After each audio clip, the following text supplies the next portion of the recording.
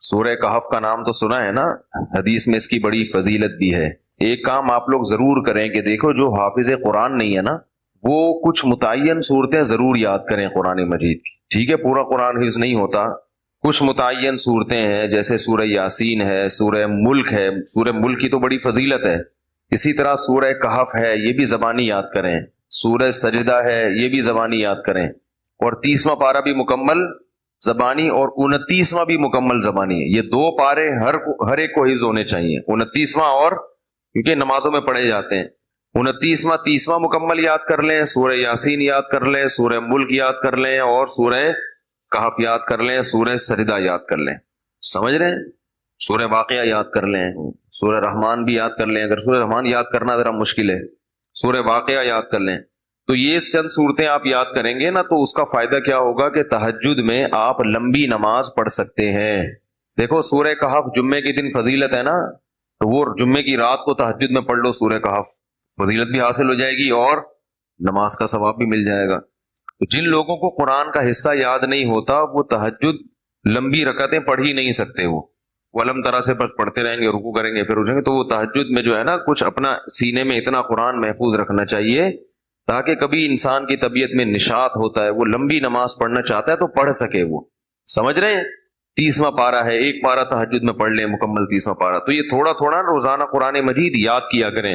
کیا ہو گیا بھائی؟ روزانہ آج سے عزم کریں کہ ہم روزانہ قرآن کا بے شک کچھ نہیں 4 لائنیں زبانی یاد کر لیں گے، ایک صفحے 15 لائنوں والا قرآن لے لیں، کیونکہ زیادہ تر حافظ میں نے دیکھے 15 لائنوں کے، ایک ہی ہمیشہ یاد، جب بھی قرآن حفظ کرنا ہے نا تو ایک ہی جیسے قرآن سے حفظ کرنا ہے، ورنہ بہت کنفیوز ہو جائیں گے۔ بھائی قرآن جو چھپتے ہیں نا ان میں کچھ 15 لائنوں والے ہوتے ہیں، کچھ 16 لائنوں والے ہوتے ہیں، کوئی سورت 15 لائنوں سے یاد کر لی، کوئی 16 سے، بہت کنفیوز ہو جائیں گے، پوری زندگی ایک جیسے قرآن سے ہی پھر پڑھا جاتا ہے۔ تو آج سے یہ ہمت کر لیں، جتنے لوگ فیس بک پہ بھی سن رہے ہیں، نیٹ پہ بھی سنیں گے، آپ لوگ بھی جو موجود ہیں، روزانہ قرآن کی 3-4 لائنیں زبانی یاد کرنی ہے، ان متعین صورتوں کی 3-4 زیادہ بوجھ نہ ڈالیں اپنے اوپر ورنہ مایوسی ہو جاتی ہے۔ تو اس میں بڑی برکت ہوگی، 1-2 سال میں بہت ساری صورتیں یاد ہو چکی ہوں گی۔ میں نے جو قرآن مجید حفظ کیا ہے نا، تو میرا حفظ کرنے کا شروع میں ارادہ نہیں تھا، میرے پاس ٹائم ہی نہیں تھا۔ اللہ تعالیٰ میرے بڑے بھائی کو جزائے خیر دیں، وہ حافظ قرآن ہیں، ہم نے کسی الگ سے قاری سے نہیں پڑھا، اپنے بڑے بھائی سے ہی پڑھا ہے۔ تو وہ ہمیں روزانہ سب بہن بھائیوں کو لے کے صبح صبح بیٹھ جاتے تھے فجر کے بعد، اور ہمیں انہوں نے پڑھانا، قاعدہ تو میرے والد صاحب نے پڑھا دیا تھا، نورانی قاعدہ، اور کچھ دعائیں یاد کرا لی، باقی بڑے بھائی نے پھر قرآن پڑھانا شروع کیا۔ تو جب میرا قرآن ختم ہوا تو انہوں نے کہا کہ اب کچھ صورتیں یاد کر لو، تو مجھے سورہ کہف یاد کرا دی، تھوڑی صبح دے بیٹھتے تھے 15 منٹ 20 منٹ آدھا گھنٹہ روزانہ، باقی پھر اسکول جانا ہے، باقی کام ہوتا، بس روزانہ اتنی دیر بٹھاتے تھے۔ تو وہ روز تھوڑی تھوڑی صورتیں یاد کر کے بہت ساری صورتیں یاد ہو گئیں، تو پھر مجھے حفظ کرنے کا شوق پیدا ہو گیا کہ یار جب اتنی ہو گئی تو پورا یاد کرو قرآن۔ تو میں نے بہت تھوڑے سے عرصے میں طلب علمی کے دوران الحمدللہ حفظ مکمل کیا ہے، پڑھائی کے دوران۔ تو ایک دفعہ ذوق پیدا ہو جائے گا نا تو پھر خود مزہ آئے گا، خود لطف آئے گا اس میں۔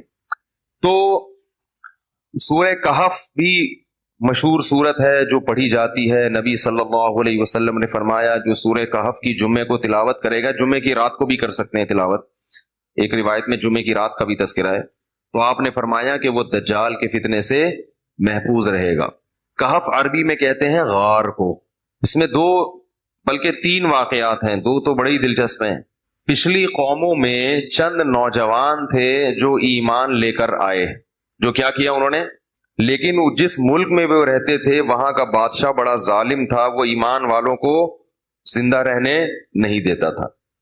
تو ان نوجوانوں نے مل کے یہ کہا کہ ہم یہاں رہ کر اپنے ایمان کی حفاظت نہیں کر سکتے، ایمان ظاہر کریں گے یہ ہمیں مار دیں گے، تو ہم اس ملک کو چھوڑ کر کہیں نکلتے ہیں۔ یہ بڑی قربانی ہوتی ہے اپنا ملک چھوڑ دینا اللہ کے لیے۔ ہمیں چھوڑنے کی ضرورت اس لیے نہیں ہے کہ ہم چھوڑ کے جائیں گے کہاں، یہ بڑا مسئلہ ہے نا۔ تو ہم یہیں رہ کے دین پر عمل کریں، اور الحمدللہ اللہ کا شکر ہے اتنا ہے کہ جو کرنا چاہے تو عمل کر سکتا ہے۔ تو انہوں نے کہا کہ اب ہم کیا کرتے ہیں، یہاں سے نکلتے ہیں۔ اب اللہ نے دیکھو ان کے ساتھ کیسی رحمت کا معاملہ کیا۔ اصل میں یہود و نصارہ اس واقعے کو جانتے تھے، تو وہ نبی کی نبوت کا امتحان لے کے لیے انہوں نے نبی سے یہ واقعہ پوچھا کہ اصحاب کہف کا کیا واقعہ ہے۔ یہود و نصارہ تو جانتے تھے، ان کی آسمانی کتابوں میں بھی تھا، تاریخ سے بھی نقل ہوتا چلا آ رہا تھا نا، بڑا دلچسپ واقعہ تھا، تو یہ چیزیں تو پھر سینہ بسینہ نقل ہوتی ہیں. لیکن یہ واقعات مشہور تھے مدینہ میں جہاں یہود و نصارہ رہتے تھے، اہل مکہ کو ان چیزوں کا علم نہیں تھا. تو انہوں نے نبی کا امتحان لینے کے لیے پوچھا کہ اصحاب کہف کا کیا واقعہ ہے. تو اس پر اللہ تعالیٰ نے سورہ کہف نازل کی اور بتایا انہم فتیۃ آمنوا بربہم، چند نوجوان تھے جو اپنے رب پر ایمان لائے. اکثر توبہ کی توفیق جوانی میں ملتی ہے، چاہے گناہوں سے توبہ کرنی ہو یا کفر سے توبہ کرنی ہو. میں نے بوڑھوں کو بہت کم دیکھا اسلام قبول کرتے ہوئے، بلکہ دیکھا ہی نہیں. جتنے میں نے غیر مسلمان ہوتے ہوئے اپنی زندگی میں دیکھے ہیں وہ سب کیا ہوتے ہیں؟ جوان، حالانکہ اس وقت مزے اڑانے کی عمر ہوتی ہے. پتہ یہ چلتا ہے کہ جوانی میں توبہ آسان ہے، بڑھاپے میں توبہ مشکل. کیوں؟ جوانی میں جیسے گناہوں کا جوش ہوتا ہے تو گناہ سے بچنے کا جذبہ بھی جوانی میں ہی پیدا ہوتا ہے، کیونکہ جوش کا ہونا ضروری ہے گناہ کے لیے بھی اور توبہ کے لیے بھی. کیا ہو گیا بھائی ایک آگ بھڑکتی ہو نا جسم میں، گناہ کی بھی آگ بھڑکتی ہے اور گناہ سے توبہ کے لیے بھی جذبہ چاہیے. بڑھاپے میں جذبات کیا ہو جاتے ہیں؟ ٹھنڈے. نہ گناہ کا وہ جذبہ رہتا ہے اور نہ گناہ سے توبہ کا وہ جذبہ رہتا ہے، لہذا نیوٹرل ہو جاتا ہے. بس جس حال میں جوانی گزاری اسی میں رہتا ہے. کہتا ہے چھوڑو اب کیا توبہ کرنی، بس آرام سے مجھے زندگی گزارنے دو، مرنے دو آرام سے، چاہے وہ کافر ہو یا گناہ گار ہو. اس لیے یہ نہیں کہ بڑھاپے میں توبہ قبول نہیں ہے، قبول تو بڑھاپے میں بھی ہے، مگر بڑھاپے میں توبہ کی توفیق ملتی نہیں ہے. تو اس لیے جوانی میں ہی توبہ کر لو، اور اسی سال کر لو، اور اسی رمضان میں کر لو، اور اسی اعتکاف میں کر لو، اور ابھی کر لو.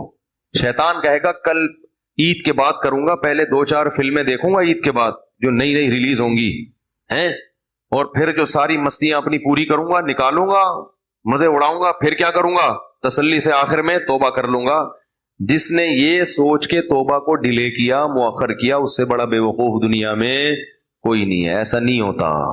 کرنی ہے تو کرو ابھی. اللہ تعالیٰ توبہ کی توفیق دے. آج رات اٹھ کے نا اللہ سے خوب گڑ گڑا کے مانگے، اللہ جتنے گناہ تھے ہم نے چھوڑ دیے. بس ہمت کرو، ہمت کے بغیر دنیا میں کچھ بھی نہیں ہوتا. تو ان نوجوانوں نے کیا کہا بھائی؟ ہمت کرتے ہیں. فتیہ، قرآن کیا کہہ رہے ہیں؟ نوجوان تھے. فتن کی جمع فتیہ آتی ہے.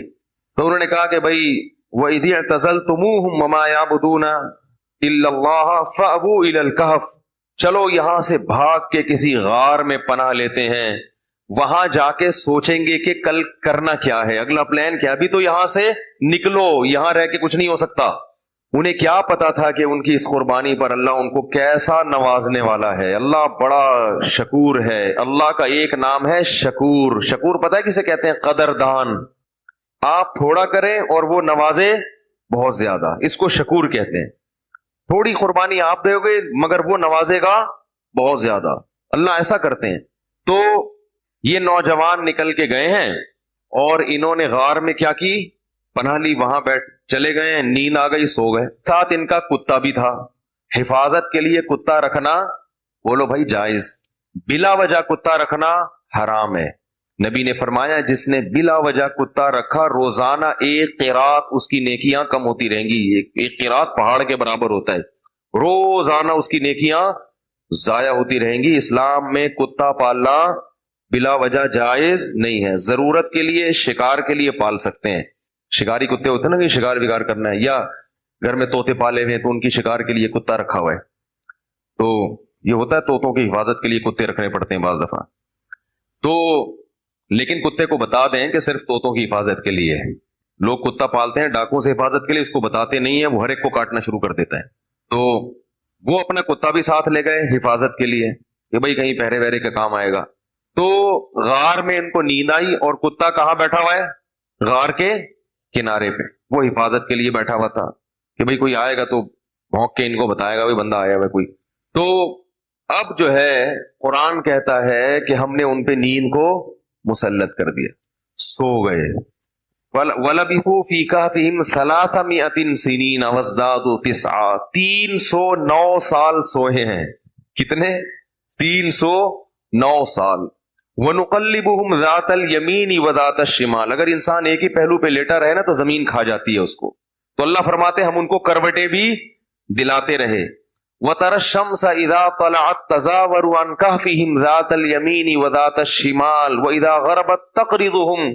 جب سورج نکلتا تھا تو وہ بھی کترا کے نکلتا تھا، روشنی جائے گی مگر تیز دھوپ نہیں جائے گی، تاکہ سورج کی جلن، سورج کی کرنیں ان کی اسکن کو خراب نہ کریں. اور اللہ فرماتے ہیں 309 سال تک کتا جس انداز میں بیٹھا رہا ہے، لَوِ اطَّلَعْتَ لَوَلَّيْتَ مِنْهُمْ رُعْبًا وَلَمُلِئْتَ مِنْهُمْ فرارا.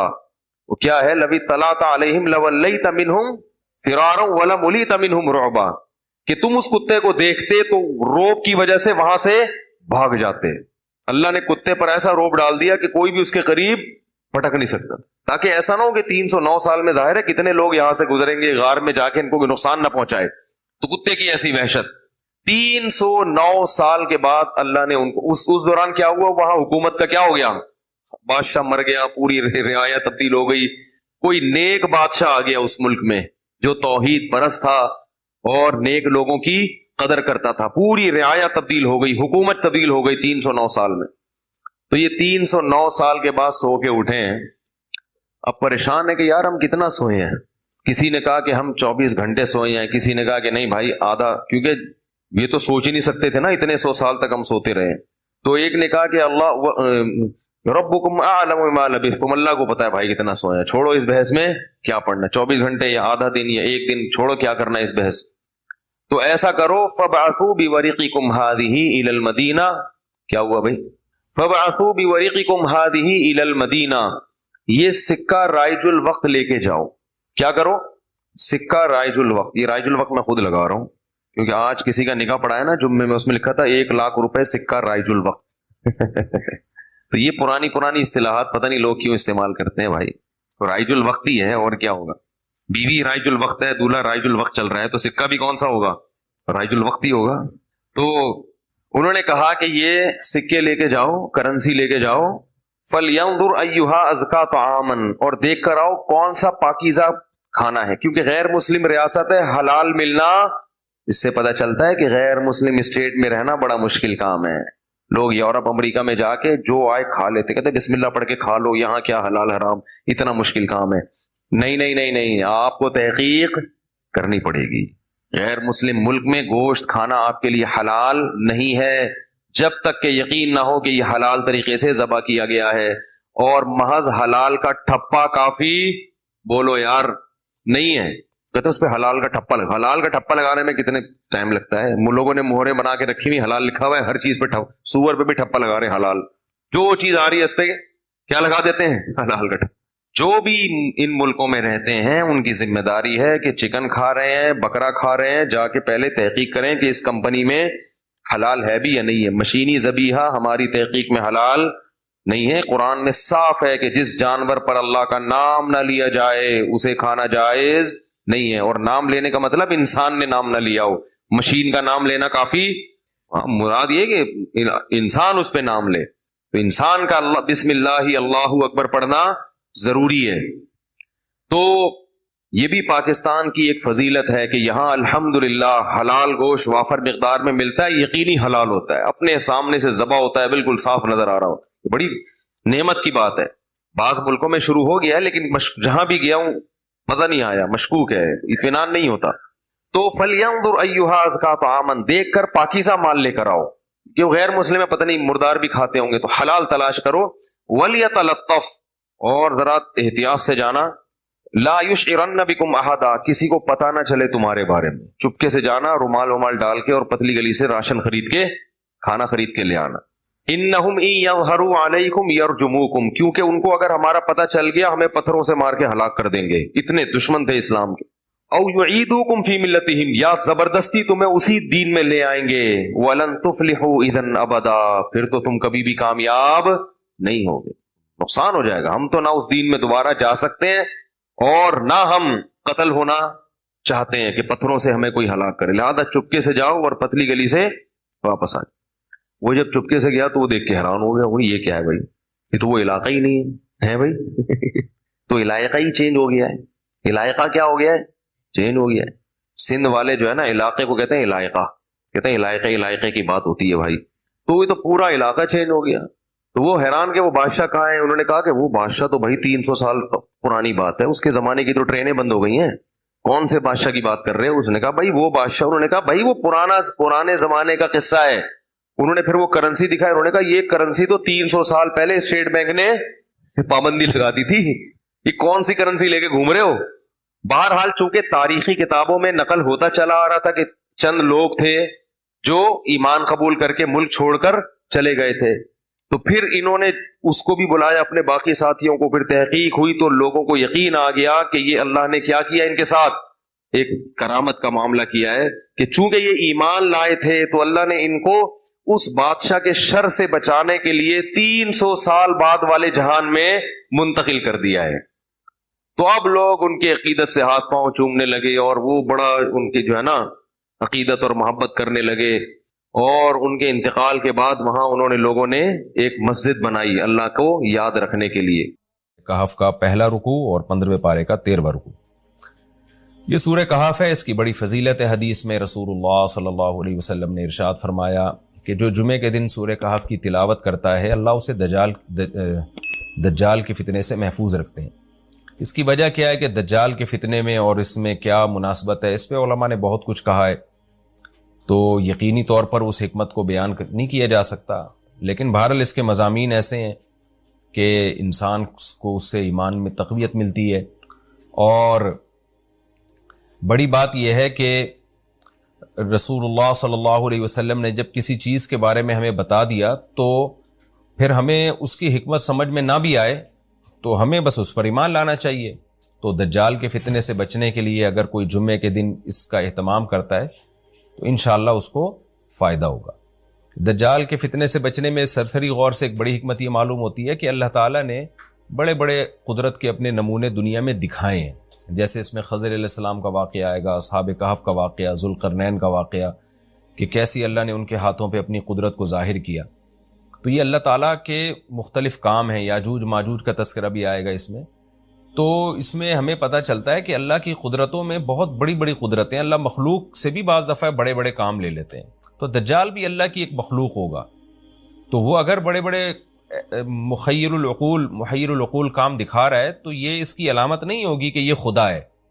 جیسے ذوالقرنین سے اللہ نے بڑا کام لیا تو وہ خدا تھوڑی بن گئے, اور خضر علیہ السلام کے ذریعے اللہ نے مردے کو زندہ ایک جو ہے نا وہ دیوار کو سیدھا کروا دیا اور تختہ جڑوا دیا, اور کچھ انہوں نے اللہ کے بتانے سے غیب کی خبریں بتا دیں, تو اس سے وہ خدا تو نہیں بن گئے. اور جو اس طرح اصحاب کہف کئی سو یعنی 300 سال تک غار میں سوتے رہے تو اس سے وہ خدا نہیں بن گئے. تو ایسے ہی دجال کے جب ہم محیر العقول واقعات دیکھیں گے تو یہ اس کی علامت نہیں ہے کہ یہ خدا ہے, بلکہ اللہ کی مخلوق ہے. تو اللہ تعالیٰ نے جیسے پچھلے پیغمبروں میں ایسے واقعات رونما ہوئے اور مقصد لوگوں کی آزمائش تھا, تو دجال بھی لوگوں کی آزمائش ہی کے لیے آئے گا. اور بہت ساری حکمتیں ہیں جو علماء نے بیان کی ہیں. اچھا, یہ جو جمعے کے دن سورہ کہف پڑھنے کی فضیلت ہے, تو یہ جمعے کی رات کو اگر کوئی پڑھ لے تو بھی یہ فضیلت حاصل ہو جائے گی. تو کیونکہ روایات میں جمعے کی رات کا بھی تذکرہ ملتا ہے اور جمعے کا بھی تذکرہ ملتا ہے. الحمدللہ الذی, تمام تعریفیں اس اللہ کے لیے ہیں, انزل علی عبدہ الکتاب, جس نے اپنے بندے پر کتاب کو نازل کیا, ولم یجعل لہ عوجا, اور اس کتاب میں اس نے کوئی کجی نہیں رکھی. یہ قرآن کا کمال ہے. آپ الحمد سے لے کے والناس تک پڑھیں, 2 اور 2 4 کی طرح اس کی آیتیں اور اس کے مضامین سمجھ میں آتے ہیں. قرآن کے علاوہ کوئی بھی مذہبی کتاب آپ پڑھ لینا تو آپ کو سمجھ میں نہیں آئے گی کہ یہ کیا کہا جا رہا ہے اس میں, اور وہ باتیں نیچر کو اپیل بھی نہیں کریں گی, اور انسان وسوسوں کا شکار ہو جائے گا اور مصیبت میں پڑ جائے گا. لیکن قرآن کے دعوے کتنے واضح ہیں, اور دعووں میں تناقض نہیں ہے. قرآن نے کہا خدا ایک ہے, ہر جگہ یہی کہا کہ ایک ہے. محمد صلی اللہ علیہ وسلم کو کہا کہ نبی ہیں, بشر ہیں, نبی ہیں. تو بشریت کو ثابت کیا قرآن نے. جہاں نبی صلی اللہ علیہ وسلم سے اوٹ پٹانگ معجزوں کا مطالبہ کیا گیا تو بتا دیا گیا میں بشر ہوں. ایک ہی دعویٰ رہا ہے مسلسل شروع سے آخر تک, اور آخری نبی ہونے کا جب دعویٰ کیا گیا تو آخری ہی, یہ نہیں کہ پھر قرآن میں اشارے دے دیے ہوں کہ کوئی اور نبی بھی آئے گا. تو تناقض نہیں ہے قرآن میں. نماز کو فرض کیا تو نماز فرض ہے. تو یہ جتنے مضامین, پھر اخلاقیات کی جو تعلیم دی وہ تعلیم سیم ہے. تو یہ ہے کہ عوج نہیں ہے, بالکل نیچر کو اپیل کرنے والی 2 اور 2 4 کی طرح صاف ستھری باتیں ہیں قرآن مجید میں. یہ خود قرآن کا ایک بہت بڑا معجزہ ہے. آپ کبھی بھی کسی جھوٹے آدمی کو جب سنیں گے نا اس کی باتوں میں ٹکراؤ بہت ہوگا. میں ایک دفعہ تحقیق کر رہا تھا, یہ منکرین حدیث جو ہیں جنہوں نے کہا دعویٰ کیا کہ حدیث حجت نہیں ہے, تو ہمارے شیخ حضرت مفتی رشید احمد صاحب رحمہ اللہ تعالی نے اصل الفتاویٰ کی دوسری جلد میں ان کے خلاف بہت کچھ لکھا ہے.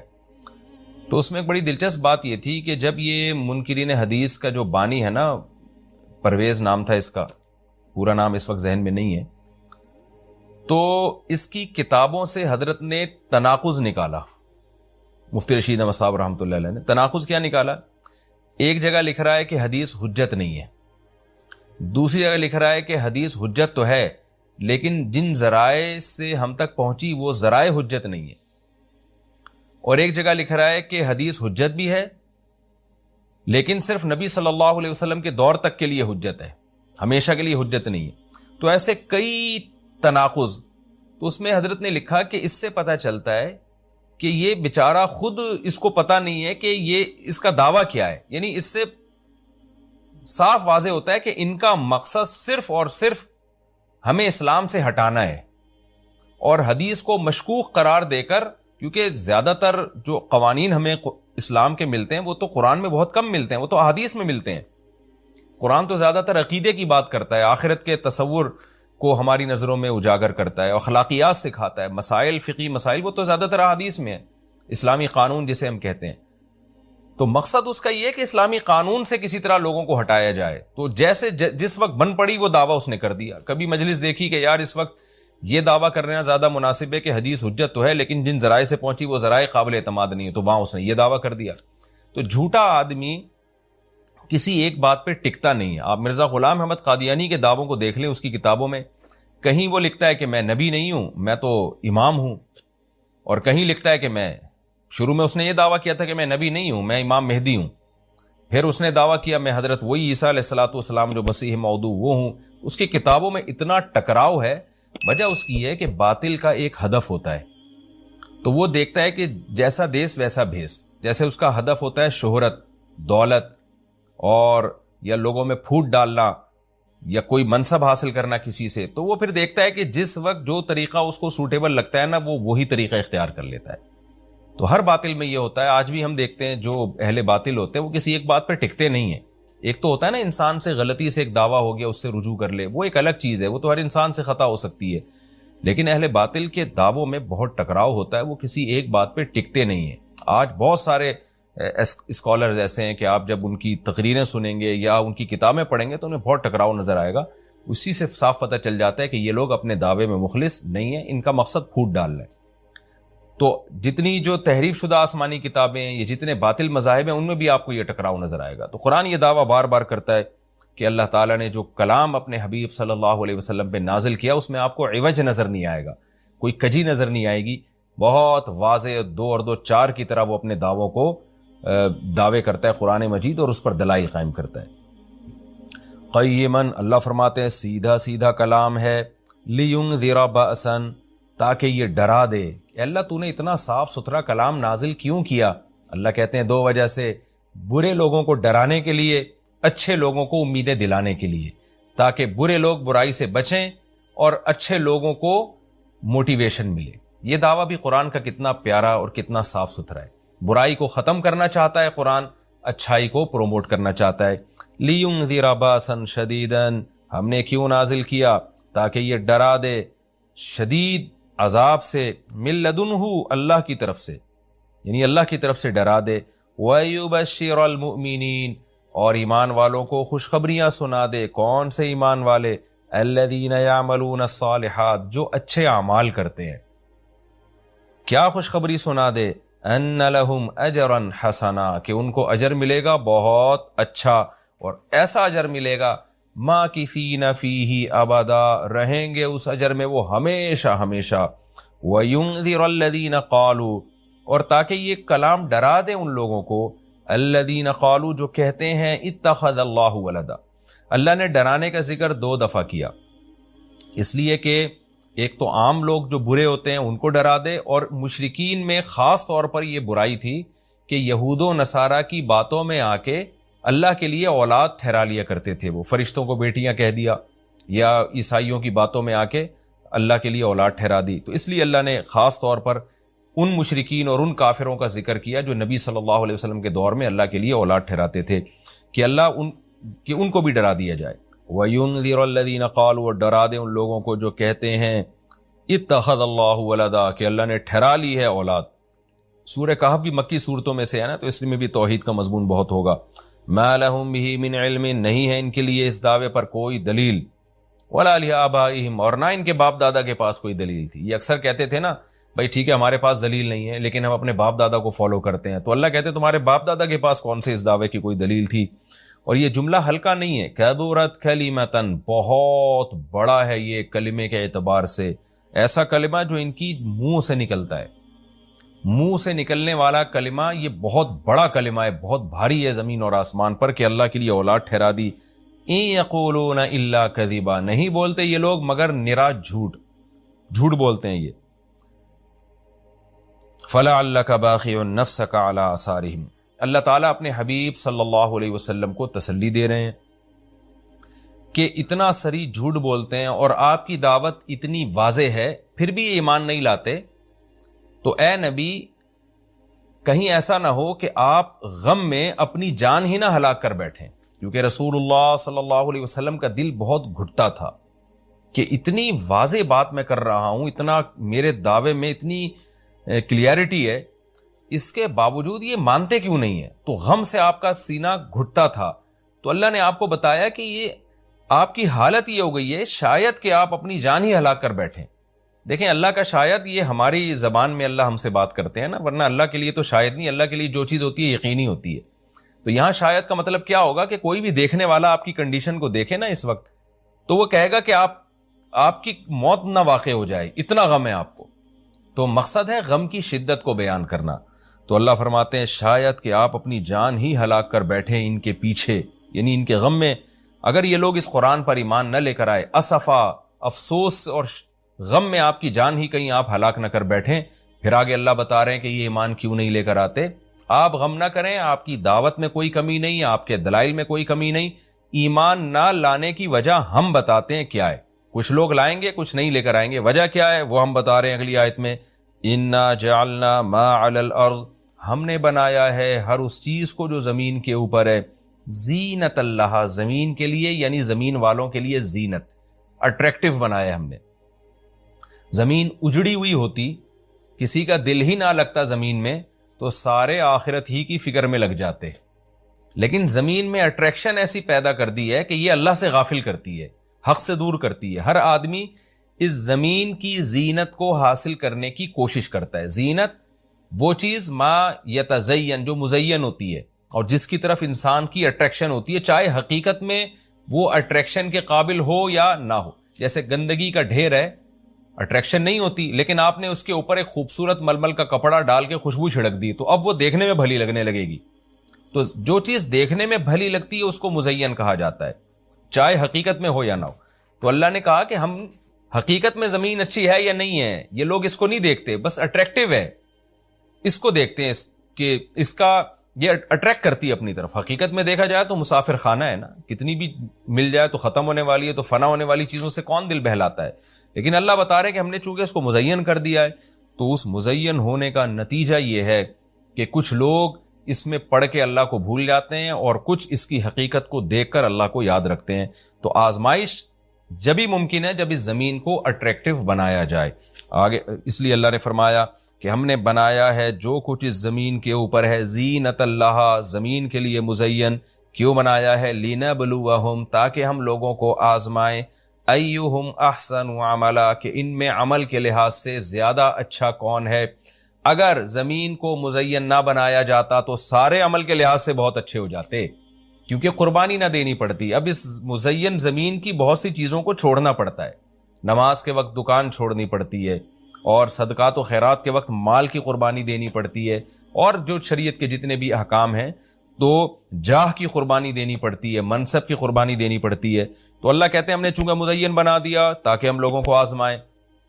تو ظاہر ہے جب آزمائش ہوتی ہے تو اے نبی کچھ لوگ کامیاب ہوتے ہیں اور کچھ لوگ ناکام ہوتے ہیں. تو آپ چاہتے ہیں کہ ساری دنیا ایمان لے آئے، سارے نیک بن جائیں، یہ آپ کی چاہت پوری نہیں ہو سکتی، کیونکہ امتحان میں 100% لوگ کامیاب عام طور پر نہیں ہوا کرتے.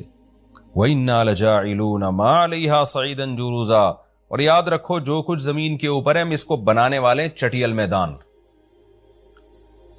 یعنی اللہ نے جب یہ کہا نا کہ زمین کے اوپر کی چیزوں کو ہم نے مزین کر دیا، تو آگے نافرمانوں کو ایک دھمکی بھی دے دی ہے کہ تم جو اس میں پڑھ کر ایمان سے اور نیک عمل سے غافل ہو رہے ہو کہ بھئی اتنی اٹریکشن ہے، تو اس کا ایک دوسرا پہلو بھی ہے. وہ پہلو کیا ہے؟ چٹیل میدان بن جائے گی، سب تباہ و برباد ہو جائے گا. یعنی ایگزامینیشن ہال میں جب جو نعمتیں آپ کو دی جاتی ہیں وہ ہمیشہ کے لیے تھوڑی دی جاتی ہیں، وہ تو اس وقت تک کے لیے دی جاتی ہیں جب تک امتحان چل رہا ہے، اس کے بعد وہ لے لی جاتی ہیں واپس. تو اسی طرح اللہ اس زمین کو ختم کر دیں گے، اور تب پوری ترقی، جو انسان کی جتنی بھی ترقی ہے زمین میں اور کائنات میں، ساری زمین بوس ہو کے ختم ہو جائے گی. اور اللہ تعالیٰ جس مقصد کے لیے انسان کو پیدا کیا گیا اس مقصد کے بارے میں انسان سے سوال کریں گے. ام حسبت ان اصحاب الکہف والرقیم، قرآن نے یہ کچھ تمہید بیان کی کہ یہ دنیا آزمائش کے لیے اور سب کچھ ختم ہو جائے گا، جو قرآن کا اصل مقصود ہے. اب قرآن ایک واقعے کی طرف آتا ہے. مشرکین مکہ یہود و نصارہ سے بہت سی چیزیں سنا کرتے تھے، اور یہود آ کے ان کو چپ کے گائیڈ کرتے تھے کہ جس نے نبوت کا دعویٰ کیا ہے نا، تم ان سے یہ سوال پوچھو، تم ان سے یہ سوال پوچھو. پھر یہود دیکھتے تھے کہ ہماری تورات کے مطابق جواب ملتا ہے کہ نہیں ملتا، تو ان کا یعنی خیال یہ تھا کہ محمد صلی اللہ علیہ وسلم جواب نہیں دے پائیں گے تو ہم بتائیں گے دیکھو ہماری تورات میں تو یہ لکھا ہے، اگر یہ اللہ کے نبی ہیں تو یہ تو ہر آسمانی کتاب یہ واقعہ بیان کرتی ہے، تو قرآن کیوں بیان نہیں کر رہا. تو یہودیوں نے آ کے مشرکین مکہ سے کہا، مشرکین مکہ نے نبی صلی اللہ علیہ وسلم سے سوال پوچھا. ان میں 3 سوال تھے. ایک روح سے متعلق جس کا سورہ بنی اسرائیل میں جواب دے دیا گیا، ایک حضرت ذوالقرنین سے متعلق کہ وہ کون سا بادشاہ تھا جس نے پوری دنیا پہ حکومت کی ہے، ان کا تذکرہ اللہ نے قرآن میں بیان کیا، اور ایک اصحاب کہف کے بارے میں. تو اب قرآن ان کے واقعے کو بیان کر رہا ہے. ام حسبت ان اصحاب الکہف والرقیم کانوا من آیاتنا عجبا، اے نبی آپ یہ سمجھتے ہیں کہ اصحاب کہف اور جبل والے، پہاڑ والے لوگ، غار اور پہاڑ والے لوگ کیا ہماری نشانیوں میں سے بڑی عجیب نشانی تھے؟ کیا آپ یہ سمجھتے ہیں؟ یعنی یا تو اس کا جواب یہ کہ واقعی یہ نشانی تھے، یا یہ کہ یہ اتنی بڑی نشانی نہیں تھے جتنی بڑی اس کائنات کو بنا دینا بڑی نشانی ہے. اذ اول فتیتو، اللہ نے اس واقعے کو بیان کیا، اس وقت کو یاد کرو جب چند نوجوانوں نے ٹھکانہ پکڑا الی الکہف، ایک بڑے غار کی طرف، فقالو، پھر کہنے لگے. اب دیکھیں قرآن جب واقعہ بیان کرتا ہے نا، تو سوال تو مشرکین نے اصحاب کہف کا پوچھا تھا، بتا دیا جاتا بھئی ایک زمانے میں اصحاب کہف تھے جو مشرک بادشاہ تھا، جس کے ظلم سے تنگ آ کے وہ علاقہ چھوڑ کے چلے گئے، اور 300 سال غار میں رہے، اور پھر 300 سال کے بعد واپس آئے، اور لوگوں نے پھر بڑی عقیدت کی، محبت کی، بس اتنا کافی تھا. لیکن قرآن واقعہ اس انداز سے بیان کرتا ہے کہ اس میں اسباق ملنا شروع ہو جائیں، ہمیں اس میں اسباق ملنا شروع ہو جائیں. اب دیکھیں شروع کیسے کیا جا رہا ہے. کیا تم یہ سمجھتے ہو کہ اصحاب کہف کا واقعہ کوئی عجیب واقعہ ہے؟ یعنی اللہ کے لیے تو کوئی عجیب نہیں ہے. یعنی انسانوں پر گویا اللہ تعجب کر رہے ہیں کہ اس واقعے کو تم عجیب سمجھ رہے ہو، اور اس سے بڑے عجیب کام جو ہم نے کر دیے، پانی کے قطرے سے انسان کو بنا دیا اور اتنا بڑا نظام بنا دیا ہم نے کائنات کا، اس کو عجیب نہیں سمجھ رہے. تو یہ انسان کی بھی عقل ہے نا کہ ایک واقعہ عجیب و غریب ہو جائے تو اس پہ حیران ہو رہا ہوتا ہے، اور وہ پوری کائنات بن گئی اور انسان کا پانی سے وجود میں آ جانا، چونکہ یہ ہم اس کے عادی ہو چکے ہیں یہ منظر دیکھنے کے، تو یہ ہمارے نظر میں عجیب نہیں رہا، ورنہ حقیقت میں تو اس سے زیادہ عجیب کام اللہ کر چکا ہے. تو ایک تو سبق اللہ نے ہمیں یہ بتایا اس واقعے میں کہ یہ واقعہ اتنا عجیب نہیں جتنا اللہ کے دوسرے کام زیادہ عجیب ہیں. تو قرآن واقعہ بیان کرتا ہے اس انداز سے تاکہ ہمیں اس سے اسباق ملیں. اذ اول فتیۃ الی الکہف، نوجوانوں نے غار میں پناہ لی، فقالوا ربنا